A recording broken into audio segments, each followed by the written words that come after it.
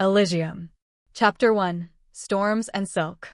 You need to get over her once and for all. She's gone, and you need to move on, Alex.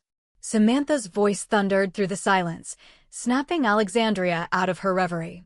She rubbed her tired eyes, her voice low and trembling not with pain, but something more exhausted than grief. I've tried, Sam. So many times.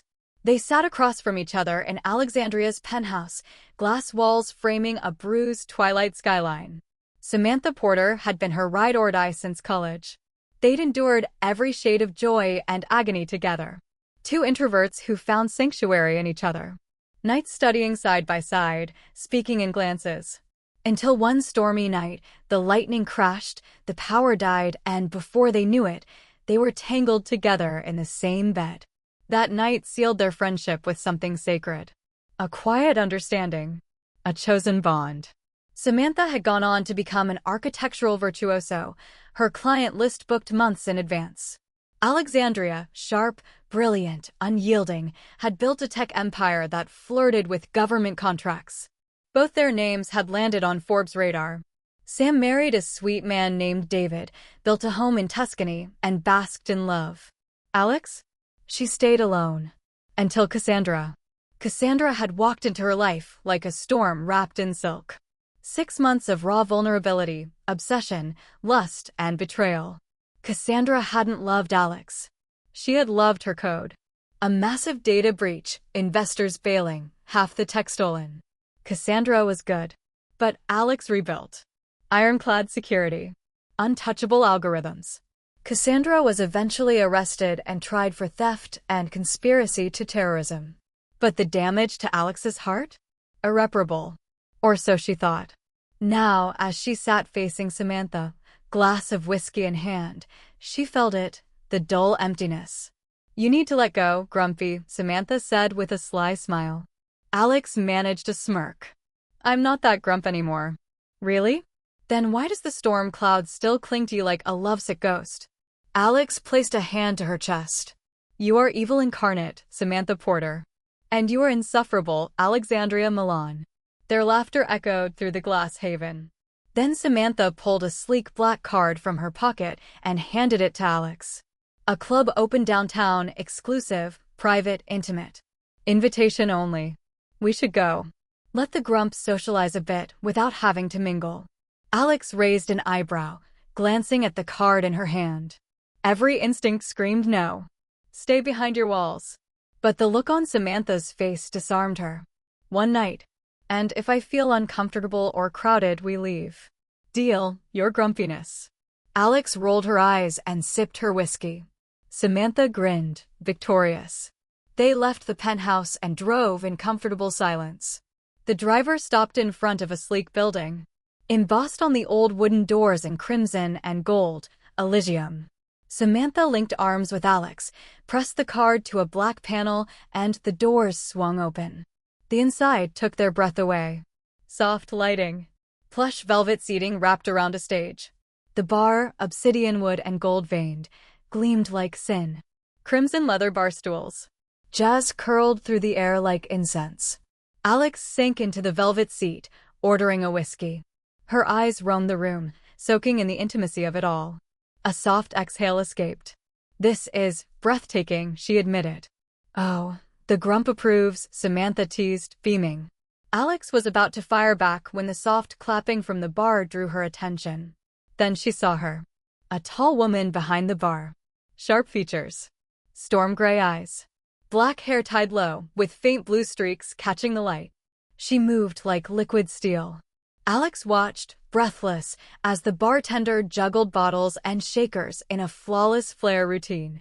Spins, flips, catches, every motion effortless and precise. Then she bowed slightly, and their eyes met. Lightning. Then the bartender looked away and continued serving as if nothing had happened. Alex couldn't stop watching. Couldn't stop replaying the moment. They left in the early hours of the morning. But as Alex lay in bed, staring at her ceiling, sleep was a stranger. Storm gray eyes haunted her. She rose, barefoot, pacing to the kitchen. Moonlight spilled across the marble floor. The silence was cathedral-like. The faint sound of Samantha's breath from the guest room. Her fortress felt fragile tonight. The guest room door creaked. Samantha appeared, sleepy-eyed and radiant. "Why are you awake at this godforsaken hour?" Alex shrugged, exhaling slowly. Samantha's gaze sharpened. "The bartender?" Silence stretched before Alex nodded. "She did something, Sam. Something I wasn't ready for." Samantha waited. No pressure. No judgment. Alex's voice cracked. "But, no. I'm not going down that road again. I can't." Samantha placed a hand over hers. "Just allow yourself to breathe again. No rush." Alex closed her eyes. Let the pain rush in for a moment. A single tear slid down her cheek. Then she wept. 2 years of grief and steel-shut emotion breaking free. Samantha held her, silent. The sun was rising by the time the sobs faded. Alex wiped her face. "It now feels like I'm hollow." "No," Samantha whispered. "Now it begins. This is your new chapter." Alex leaned into her friend's warmth. Samantha grinned. "Told David last week you might be permanently broken." They laughed, tearful and raw. "Let's shower and go for breakfast." Chapter 2: The Flame and the Glass. The days that followed were a blur of meetings, boardroom tables, and digital signatures. Alex floated through it all like a ghost in designer heels. On the outside, she looked every bit the empire builder, sharp blazer, calm voice, tactical mind. But inside? She was pacing. It wasn't just the bartender. It was what the bartender ignited. A flicker. A fault line. Her assistant, Sandra, knocked gently on the office door before stepping in. "When are you ever not busy?" she asked, eyes flicking over the documents that seemed to multiply like rabbits on Alex's desk. Alex looked up at her, then at the stack. She signed the top page with a flourish, handed it back, and stood to face the floor-to-ceiling windows. The late afternoon sun painted the skyline in gold. "Sandra," she said, her voice quiet but firm, "clear my schedule for next week. I have personal matters to attend to." Sandra blinked. "Miss Milan." It was unprecedented. In 5 years of working with Alexandria Milan, Sandra had never heard those words. But the look in Alex's eyes brokered no questions. "Yes, ma'am," Sandra said, retreating with respectful haste. Alone now, Alex pulled out her phone. Her heart stuttered at the number she dialed. "Grumphosaurus." Samantha's voice answered like a sunbeam. Alex smirked despite herself. "You can stop gloating. Too late.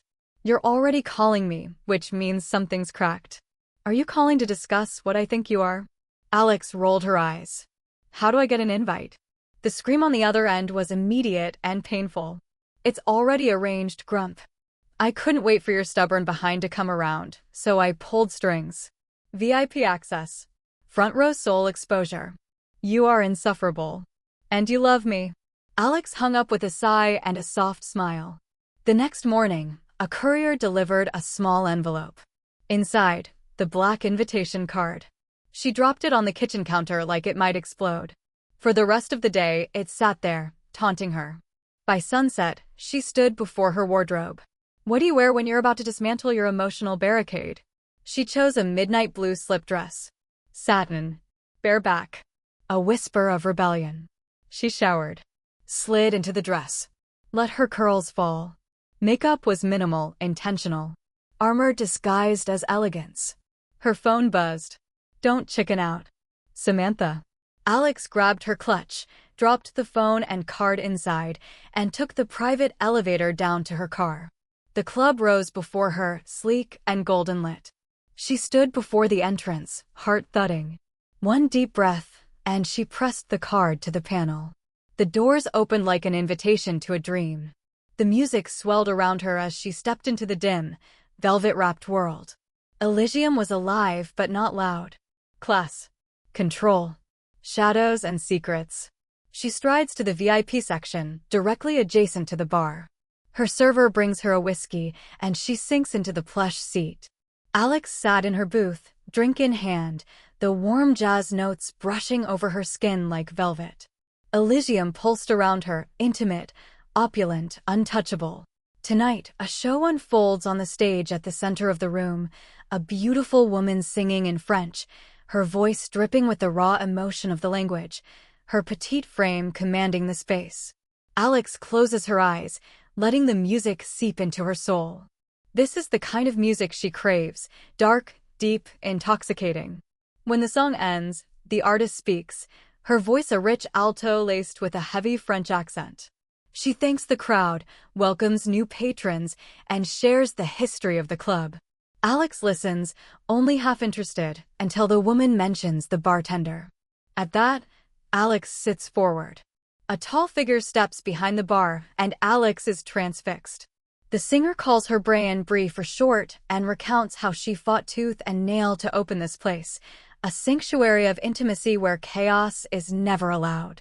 The crowd laughs and applauds, but Alex's gaze locks onto Brie, whose cheeks flush crimson as she grabs bottles and launches into an effortless flair routine.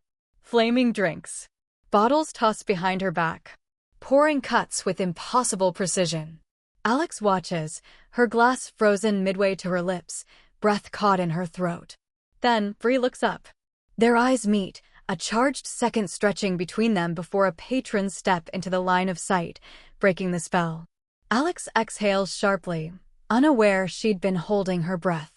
The night pulses on, the club alive but never overwhelming.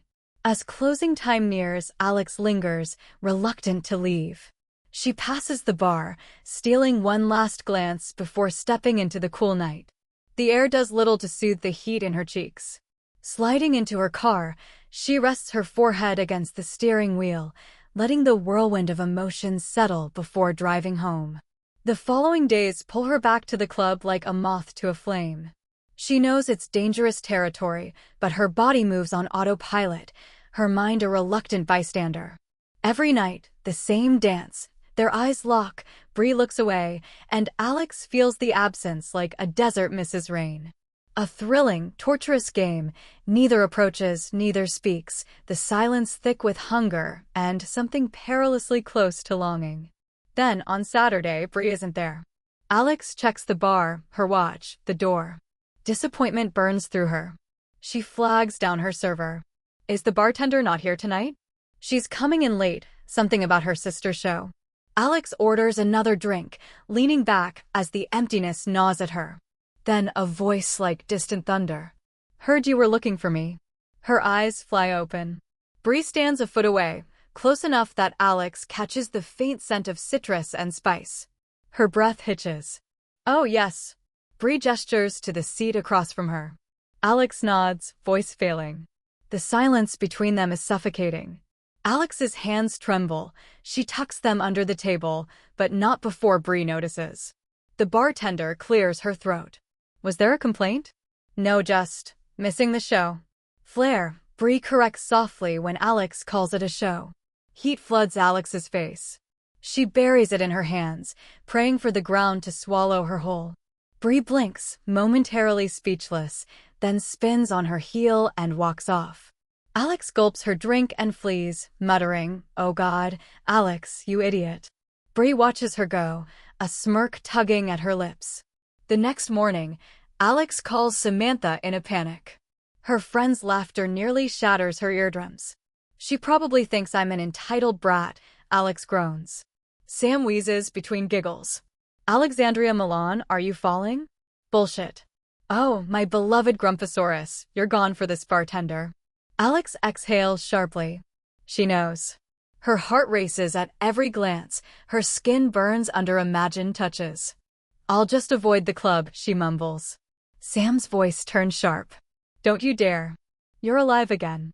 March your ass back there and own it, or I'll call Brie myself. Defeated, Alex runs a hand through her auburn hair. Fine, fine. I will go.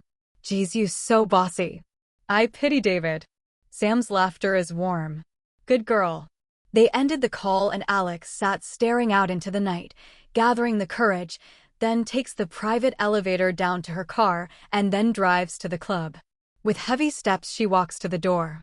She finds her booth in the club and orders a whiskey when the server appeared at her table. Until Brie stepped behind the bar. Charcoal shirt.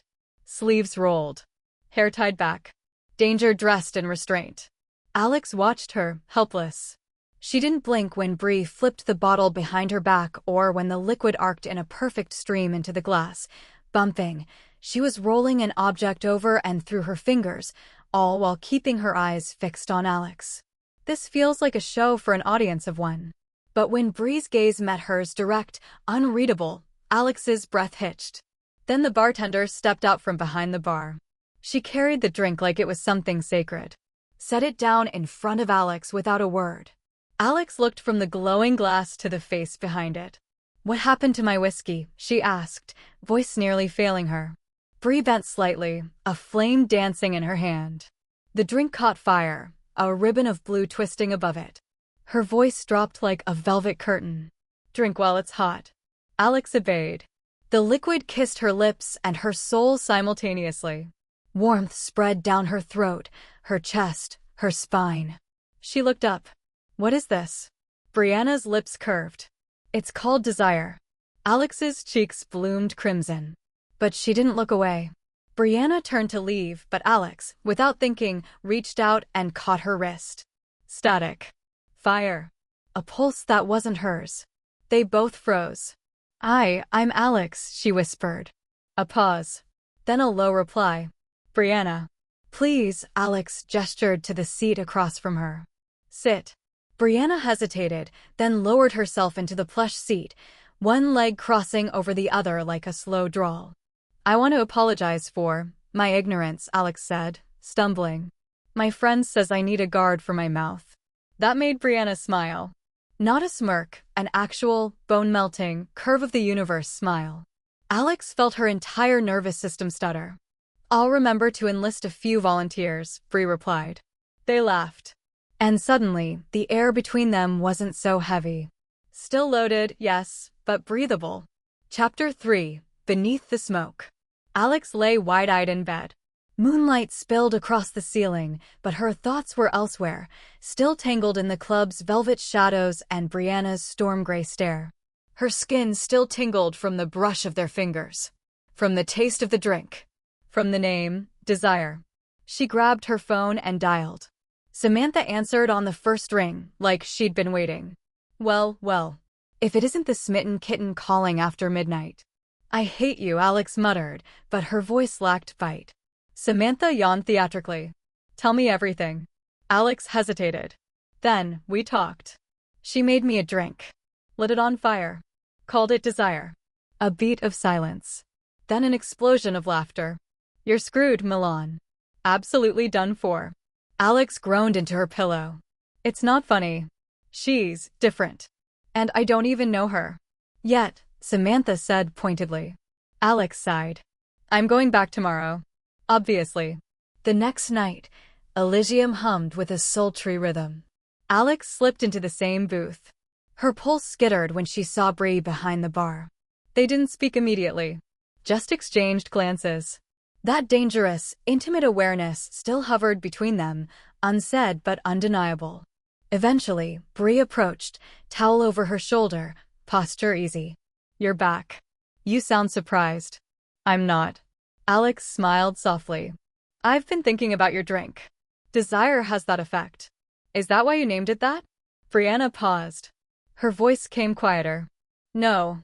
I named it that because it burns hot and disappears fast, unless you know how to hold it." Alex's throat dried. "And do you know how to hold it?" Bree didn't answer. She just tilted her head. "Come with me." Alex blinked. "What?" Just for a moment. Brianna led her through a back corridor, past staff who barely looked up. Down a hallway lit with gold sconces, past a locked door, to a quiet room with floor-to-ceiling windows overlooking the city. "This is where I go when the noise gets too loud," Bree said, crossing the space and sinking into a chair. "You looked like someone who understands that." Alex stayed standing for a moment. Then she sat across from her. "I do." They didn't speak for a while. The silence was soft, not suffocating. Then Alex said, "My company was nearly destroyed 2 years ago. By someone I trusted. Someone I loved." Bree's eyes didn't widen. She didn't gasp. She just nodded, once. "Same. My business partner and girlfriend, stole from me when I first tried to open Elysium. I had to start over. Twice. Alex stared. The world cracked a little. Why do people like us keep opening doors we swore to bolt shut? Because, Bree said, her voice lower, closer, some doors open toward us. Silence fell again, but it was electric now. Heavy with something unspeakable. Bree reached over the table. Slowly. No rush. Her fingers brushed Alex's. Alex didn't flinch. This time, she met her halfway. Chapter 4. The Soft Undoing. It started with a text. Samantha, grump, dinner. Saturday. My place. Bring the bartender. Alex stared at the screen like it had insulted her. She was 2 sips into a nightcap, curled on her penthouse couch, hair loose, barefoot, and vulnerable. Alex, she has a name. Samantha, good. Bring the name and the legs attached to it. Alex sighed. She knew better than to argue. The next night, she walked into Elysium, anxiety humming beneath her skin. Bree greeted her with a glance that said everything and nothing. You're early, Bree noted. You're observant. You're nervous. Alex rolled her eyes. Samantha invited you to dinner. Saturday. Her and David's place. A long pause. Bree leaned on the bar. Dinner with your best friend and her husband? That's intimate. Alex fidgeted with the edge of a cocktail napkin. She's pushy. And he's ridiculous. You'll love him or stab him. Bree tilted her head, a soft smirk tugging at her lips. Sounds like a good time. I'll be there. Saturday arrived like a slow ambush. Alex changed outfits 4 times, cursed Samantha twice, and threatened to cancel once. But at exactly 6:55 p.m., she stood at her best friend's door, heart pounding. Bree pulled up moments later. She stepped out of the car like a walking headline, black blazer over a silk shirt, tight slacks, and boots that clicked with authority. Hair slicked back. Confidence radiating. Alex stared. You clean up. Bree arched a brow. You're not so grumpy when you're flustered. David opened the door with a grin and a loud, well damn, are we being filmed tonight? Bree extended a hand. Brianna Zelenka. Pleasure. David took it, whistled low. Your hands are warm. I expected ice. I use them to light drinks on fire. Keeps the frostbite away. Samantha popped her head out from the kitchen. Oh good, you're all here. David, behave. Bree, welcome to the jungle. They sat down for dinner, grilled salmon, risotto, and inappropriate banter. Bree held her own. Effortlessly. Alex found herself watching her more than eating. The way she sipped her wine. The way she leaned in to listen. The way she caught Alex's gaze and didn't look away. After dessert, Samantha handed Bree a cup of espresso and winked. So, what are your intentions with our Alexandria? Alex choked on her water. Bree didn't blink. To unlearn her, slowly. Until I understand her better than she understands herself. The silence that followed was reverent. Samantha grinned like a wolf. David actually blushed. Later, Alex walked Bree to her car. The night was cool, scented with jasmine and a hint of rain. Thank you for coming, Alex said softly. You're worth it. Alex hesitated, her hands useless at her sides. Bree stepped closer. May I? Alex nodded. The kiss was slow. Intentional. No games. No performance. Just breath and heat and truth. When they pulled apart, Bree rested her forehead against Alex's. We're not ready for this. I know. But we're doing it anyway. Alex smiled. That's what makes it ours. Chapter 5. What the Fire Left. Alex didn't sleep. Not from restlessness, but from the afterglow of something real. Something that kissed her breath away and then said, we're doing it anyway.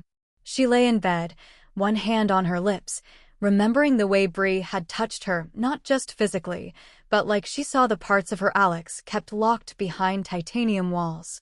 And for once, it didn't feel like weakness. It felt like surrender. By Monday, her life was back to schedule, back-to-back meetings, contracts, reports. But beneath it all was a pulse. A quiet flame lit under her ribs. Each night, she found herself back at Elysium. Sometimes they talked. Sometimes they didn't. Sometimes just one look across the room said more than an hour's worth of words. But Wednesday night, the rhythm cracked. It started with a shift in the air. Alex was seated in her usual booth, sipping whiskey, when the door opened and the temperature in the room seemed to drop. A woman walked in. Tall, blonde, red lips, power heels. The kind of entrance that demanded attention and got it. Bree froze mid-pour. Alex saw it instantly. The tension in her jaw. The way her eyes didn't blink. The bottle trembling ever so slightly in her hand before she masked it with expert grace. The woman sauntered to the bar and leaned in close to Bree. Alex couldn't hear what she said. But whatever it was, Bree's face hardened like steel. They spoke in low tones. Too low for the music to carry. Bree turned her back, grabbed a bottle, poured a drink with more aggression than usual. The woman smiled like a knife. Alex got up. By the time she reached the bar, the blonde was gone. Bree stood still, her hands flat on the counter. Alex waited. Then Bree whispered, "I didn't want you to see that." "Who is she?" A pause. Then, "My past." Alex said nothing. "She was my partner. Business and otherwise. She nearly destroyed me." Alex blinked. The words tasted too familiar. What does she want now? Control. Over you. Over this. Bree gestured vaguely at the club, the bar, the space between them. She tried to file a claim. Said she helped fund the first Elysium. It's not true. But truth rarely matters when someone knows where to hit. Alex leaned on the bar. "What can I do?" Bree looked up. For a second, the ice cracked. "Don't walk away." Alex reached over and placed her hand over Bree's. "I'm still here." They stood like that until the lights dimmed and the last patron left, then Bree closed up and left with Alex. They reached Alex's building and Bree walked with her to the elevator. They didn't speak until the doors slid shut behind them. Alex turned. "I've been betrayed before, Bree. I know how it burns. I know how it teaches you to doubt anything that feels good. I don't want to doubt you." Alex stepped close. "Then don't." And just before the elevator doors opened to her floor, Bree kissed her. Harder this time. Desperate. Like a storm trying to remember what calm tasted like. Alex didn't stop it. Because sometimes, what the fire leaves behind is still worth holding. Chapter 6, Ashes or Empire. The letter came wrapped in gold-trimmed thread. A man in a charcoal suit delivered it to Elysium's front door, formal, smug, and carrying himself like litigation was perfume. Bree opened it behind the bar. The script was embossed, the signature familiar. From the desk of Cassandra Delacroix. Alex read the name over Bree's shoulder. Her stomach coiled. "You're kidding me." Bree didn't speak. Her hands were clenched tight around the envelope. "She's trying to sue?" "She claims partial ownership. Of your bar. Of my dream." Alex felt the heat rise in her chest. "That's not going to happen." 2 days later, they were sitting in Alex's penthouse, the windows wide open to the cityscape, a silent witness to strategy and fury. Alex's legal team was already mobilized. NDAs. Financial audits. A digital forensic specialist combing through Bree's old records. But Bree was spiraling. "I can't have her back in my life, Alex," she said quietly, standing barefoot on the balcony, wind tugging at her hair. "I clawed my way out of that hell." Alex came up behind her, wrapped her arms around her waist, and pressed her cheek to Bree's back. "Then let me fight beside you. I don't want to be someone you have to rescue." Alex turned her gently, made Bree look her in the eyes. "I don't rescue people. I choose them. And I've chosen you. Fully. Even if you don't know how to accept that yet." Bree's breath caught. Then she leaned in. The kiss started soft. Hesitant. But when Alex's hands threaded into Bree's hair and Bree's fingers found the curve of Alex's hips, it unraveled into something deeper. Clothes were forgotten. Buttons scattered like promises no longer needed. Bree lifted Alex and carried her to the bedroom, her mouth a trail of intent along collarbones and ribs. Alex arched beneath her, every inch of restraint gone. Their bodies moved like poetry, stanzas tangled in heat and surrender. Slow. Deep. A rhythm older than either of them. Alex gasped against Bree's lips, her nails dragging down her back. "You're mine now," Bree whispered, voice hoarse, eyes dark. I already was, Alex breathed. Since the first flame. They collapsed in tangled limbs and silence, hearts thudding in sync. Bree traced Alex's jaw. What happens when the smoke clears? Alex kissed her fingertips. Then we build something from the ashes. Together. Outside, the city kept burning. But inside? Two women held something more powerful than fire. They held each other. Chapter 7. The Reckoning. The courthouse steps were slick with rain and reporters. Alex shielded Bree with her umbrella, ignoring the cameras, the whispers, the questions launched like darts. Bree wore all black, slacks, blazer, hair in a severe bun. She looked every inch the woman she'd rebuilt herself into. But Alex could feel her trembling. Inside, the courtroom was sterile and cold. Marble floors. Wood benches. And at the front table, Cassandra Delacroix, dressed like Victory in heels. Her lipstick matched the blood Alex wanted to spill. Bree didn't look at her. Didn't flinch. Alex took her hand under the table. When the judge entered, everything fell into motion. Legal teams spoke, objections flew. Cassandra's lawyer argued that the first version of Elysium was a joint concept. That Bree used shared funds. That Cassandra had contributed emotional and financial labor. Bree's jaw was tight. Her voice, when she took the stand, never wavered. She didn't fund me. She manipulated me. She stole from me. The only thing we built together was trauma. Cassandra scoffed. Then Alex's team stood. Your Honor, we request to call a surprise witness. A collective ripple. A woman entered. Petite. Nervous. Eyes ringed with fatigue. Bree's lips parted in shock. Who is that? She whispered. Her name is Marielle, Alex whispered back. She used to work for Cassandra. Marielle testified with shaking hands. Emails. Voice memos. Proof that Cassandra had tried to sabotage Bree after the breakup. That she'd lied about funding. That she'd forged invoices to bolster her claim. By the end, Cassandra's smugness had soured.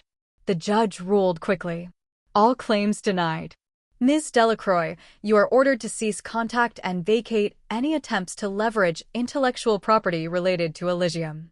The gavel fell. Bree didn't move. Alex reached for her.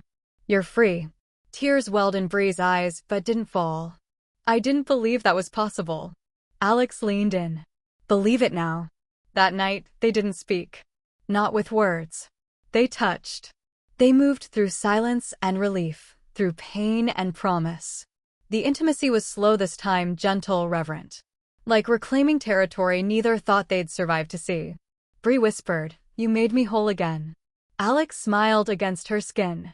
No, my love. You did that. I just reminded you. They fell asleep tangled in each other. And in the morning, Bree's phone buzzed with messages of congratulations, offers, even an interview request. She ignored them all. Instead, she rolled over, kissed Alex softly, and whispered, Let's disappear for a while. Alex opened one eye. Where to? Anywhere with a bed, a beach, and no past. Alex grinned. Pack your bags, bartender. We've got new futures to chase.